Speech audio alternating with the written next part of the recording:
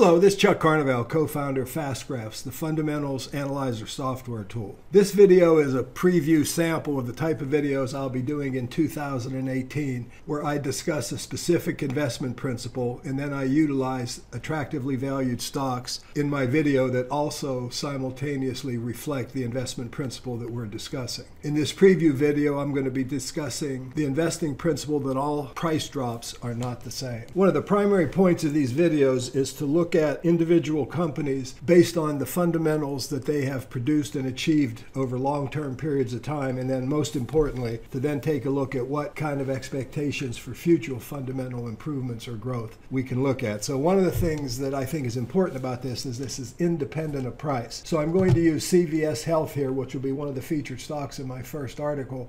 And the first thing I want to do is I want to analyze how has the business performed. And this is a graph plotting the company's operating earnings going back to 1999. And you can see this has been a very consistent company. Had a little flatness or minus or negative growth rate during the recession of '01. Actually went through the Great Recession extremely well with very excellent growth. But you can see it's got minor periods of flatness, moderate, what I'll call quasi-cyclicality in the earnings.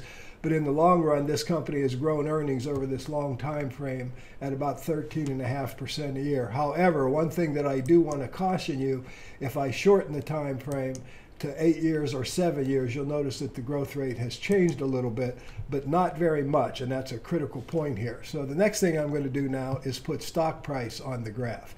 I'm going to add monthly closing stock prices to the graph.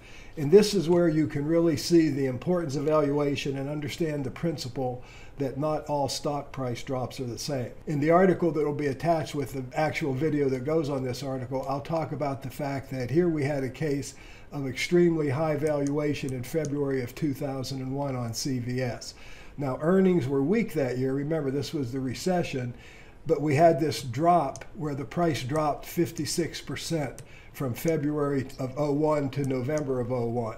But here's the key. Because that price drop happened from being overvalued, the orange line would represent fair value.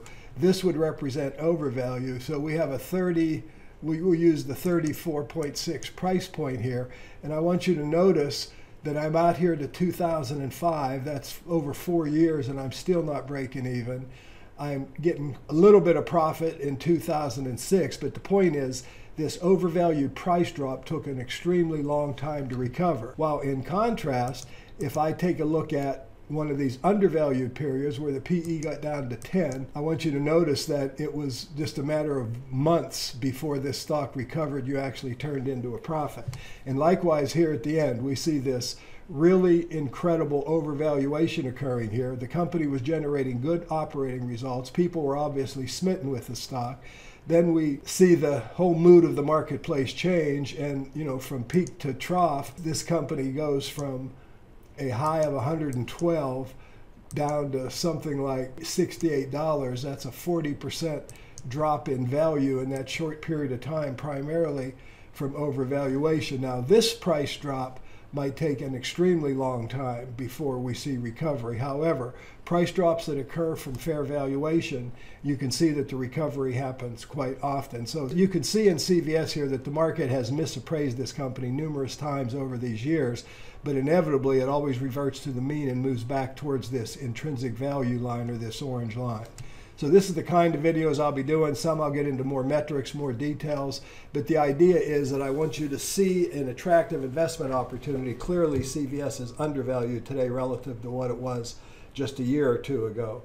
And then with that information, hopefully you'll build a better perspective about investing and how to handle your investment. This has been Chuck Carnevale saying thanks for listening.